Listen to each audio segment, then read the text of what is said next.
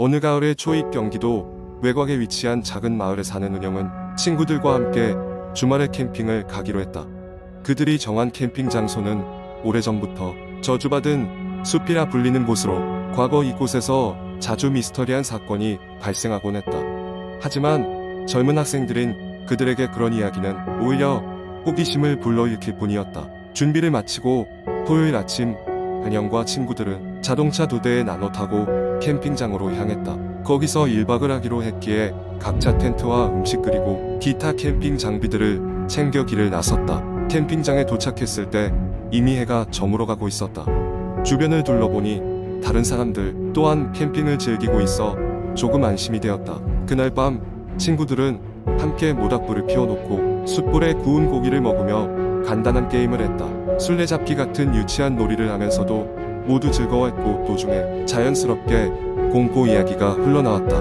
모두가 돌아가며 아는 공포 썰을 이야기하던 중 은영이 갑자기 이상한 소리를 듣게 되었다. 너무 크지도 작은 소리도 아닌 숲 사이로 스며드는 가느다란 목소리였다. 살려줘. 은영은 순간적으로 몸이 굳어버렸다. 옆에 있던 친구들에게 물어보았지만 그들 중 아무도 그런 소리를 듣지 못했다고 했다. 은영은 자양강장에서 피곤한 탓인가 싶어 대수롭지 않게 넘겼다.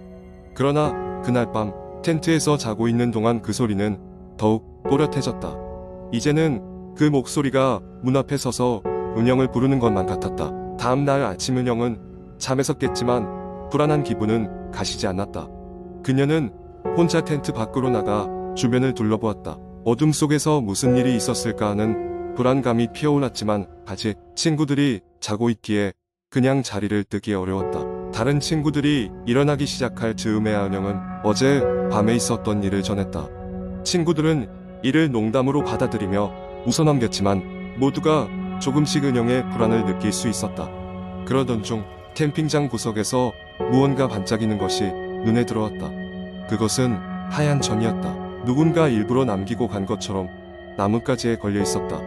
은영은 그걸 가져와야겠다고 생각하고 가까이 다가갔는데 점점 다가갈수록 그 천 아래에서 숨겨진 얼굴이 드러나기 시작했다.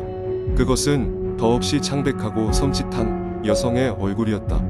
은영은 놀라 뒤로 물러났고 주변 친구들은 은영의 비명소리에 놀라 달려왔다. 하지만 이상하게도 그들은 은영의 뒤에 있는 아무것도 보이지 않았다. 여기에 얼굴이 있었어. 진짜로였어. 은영은 절박하게 호소했지만 친구들은 이를 또다시 장난으로 여겼다. 이상한 냄새가 난다며 코를 찡긋거리는 친구도 있었다. 더 이상 그곳에 머물 수 없을 것 같다고 느낀 은영은 짐을 챙기고 돌아가자고 제안했지만 친구들은 몇 마디 농담으로 그녀를 달래고 캠핑을 계속했다. 그날 밤 예기치 않았던 폭우가 내리기 시작했다. 텐트가 빗소리에 잠긴 채 은영은 다시 그 목소리를 들었다. 살려줘, 제발. 목소리는 더욱 절박해졌고 이번에는 그녀의 뒤에만 맴도는 것이 아니었다. 친구들 사이에서도 웅성거리는 소리가 피어올랐다. 몇몇 친구들도 이제 그 소리를 들었다고 했다. 그들은 다급하게 짐을 챙겨 자동차로 돌아가자고 의견을 모았다. 차에 오르고 난 뒤 후다닥 캠핑장을 빠져나온 그들은 뒤로 가면 갈수록 등골에 소름이 돋는다는 느낌을 떨쳐내지 못했다. 그러다 은영이 갑자기 비명을 질렀다. 후사경에 비친 모습이 이상했다. 하얀 얼굴에 여자가 그들을 따라오고 있었기 때문이다. 몇 차례 눈을 감고 떴지만 여전히 그 여자는 후사경 속에서 그들을 쳐다보고 있었다. 겁에 질린 그들은 결국 근처의 경찰서에 가게 됐다. 경찰에게 상황을 설명했지만 그들은 믿지 않는 것 같았다. 하지만 이상한 일이었다.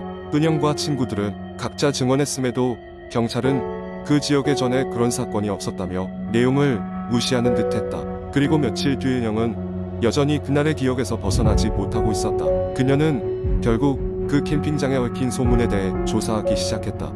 그러다 오래전에 실종되었다는 한 여성에 대한 기록을 찾게 됐다. 그녀는 마지막으로 그 캠핑장 근처에서 목격된 후 행방이 묘연했다는 내용이었다. 은영은 가슴 속 깊은 곳에서 드는 오싹함을 느꼈다. 그녀가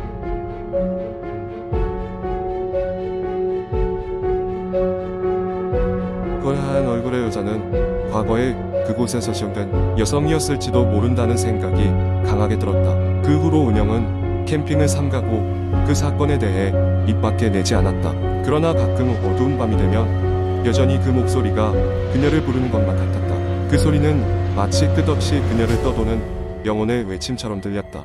두 번째 이야기. 한국 인터넷에서는 다양한 공포썰들이 회자되곤 합니다. 그중 하나를 길게 풀어보겠습니다. 주의 이야기는 허구이며 여러분께 불안감을 줄 수 있으니 주의하시길 바랍니다. 이야기의 주인공은 어느 조용한 시골 마을에 사는 대학생인 수연입니다. 수연은 방학을 맞아 고향에 내려가게 되었고 어렸을 적 뛰놀던 숲과 들판으로 가득한 마을에서 여유로운 시간을 보내고 있었습니다.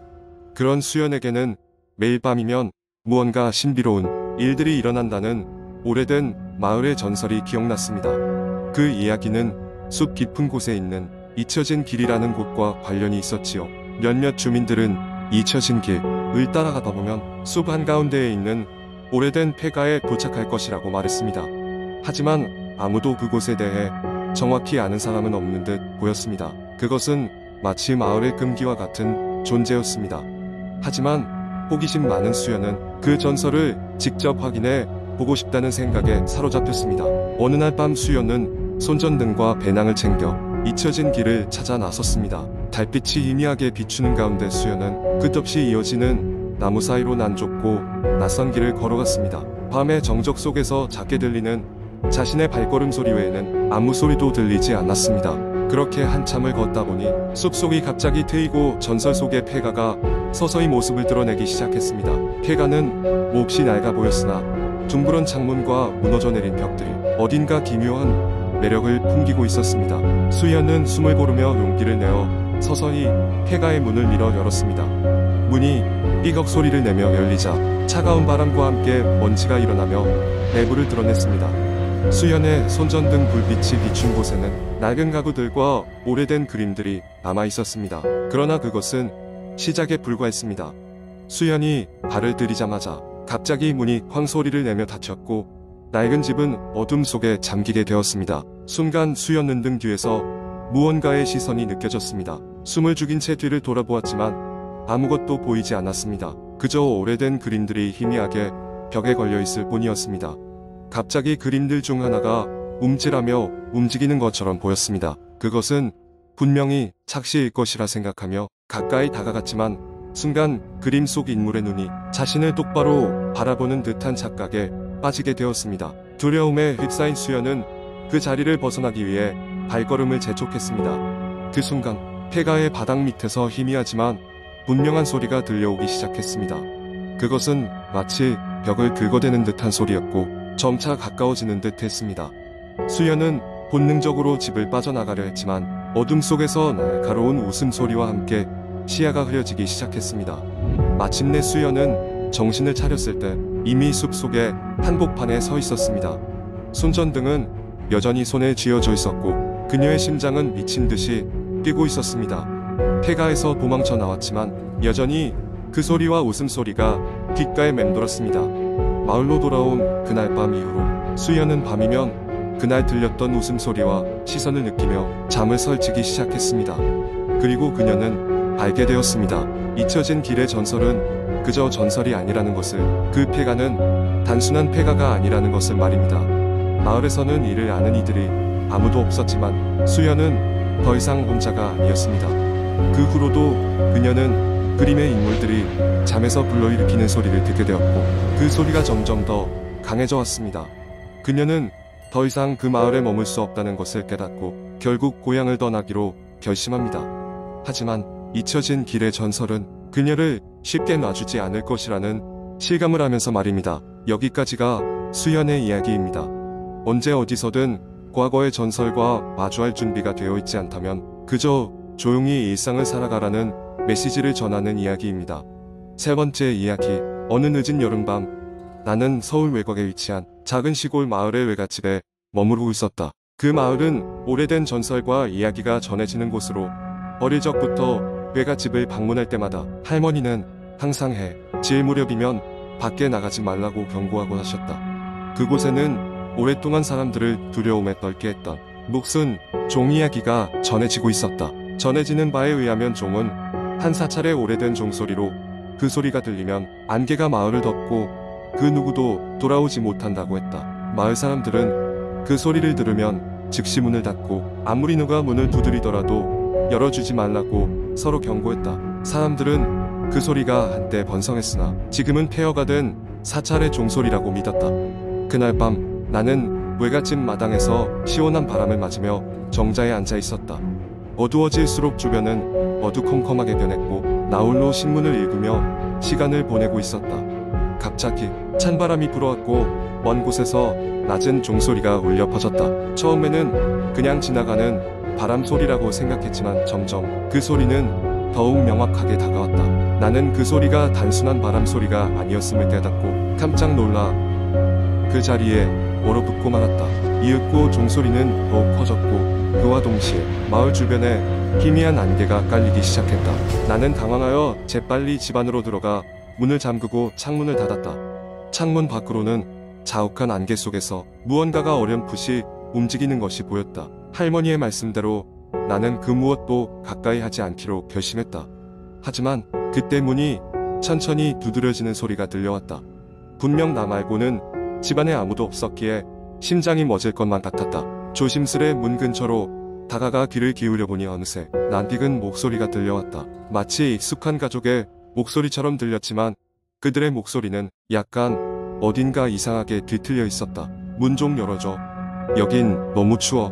목소리는 계속해서 문 밖에서 간청했다. 내 머리는 혼란스러웠다. 여태껏 듣던 두려운 이야기들은 모두 전설이고 가상의 것이었을 뿐이라 생각했던 과거의 나의 생각이 머릿속을 스쳤다. 하지만 할머니의 당부를 떠올리며 절대로 문을 열어줘서는 안 된다고 스스로 되뇌었다.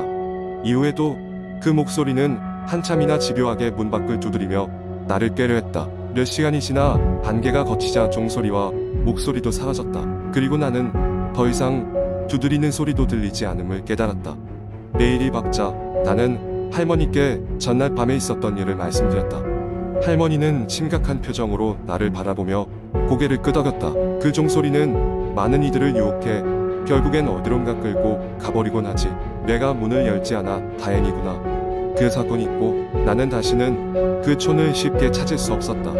이후 그 종소리와 함께 사라진 사람들 이야기는 마을에 남아 계속 회자되었다. 그 마을에서 들었던 공포는 시간이 지나도 여전히 나의 기억 속에 선명히 남아있다. 그리고 나는 가끔씩 그날 밤의 종소리가 꿈에서도 들려올까 경계하게 된다.